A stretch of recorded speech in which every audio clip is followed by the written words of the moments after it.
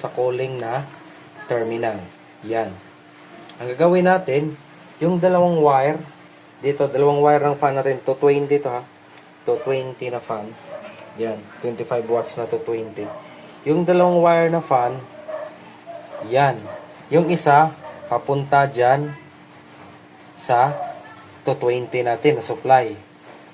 Yung pangalawang wire, papunta dito sa kabilang terminal ng cooling.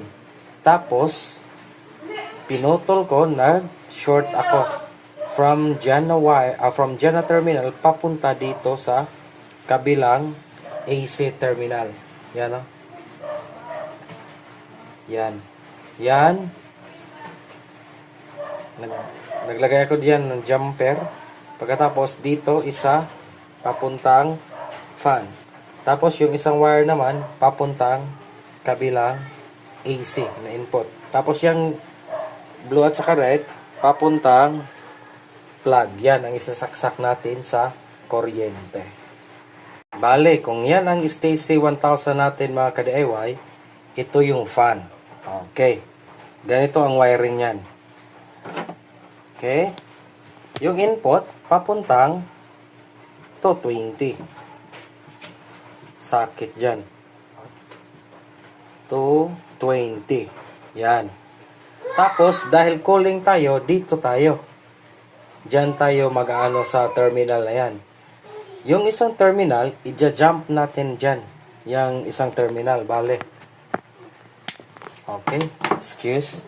Wait. Okay.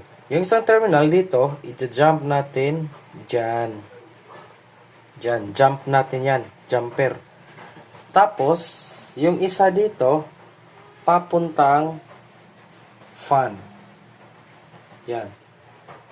Papuntang fan. Yung kabila namang wire ng fan, papunta dito sa AC. Yan ang wiring sa ating temperature controller na sensor. Bale, thermostat yan. Magsiswitch yan or mag-on yan kung aabot na sa temperature na isinet mo or nakaprogram. O, yan ilalagay natin sa inverter para hindi iinit yung inverter natin. Kasi may fan naman, pero mas maganda kung may utility fan din tayo, mga ka-DIY. Okay?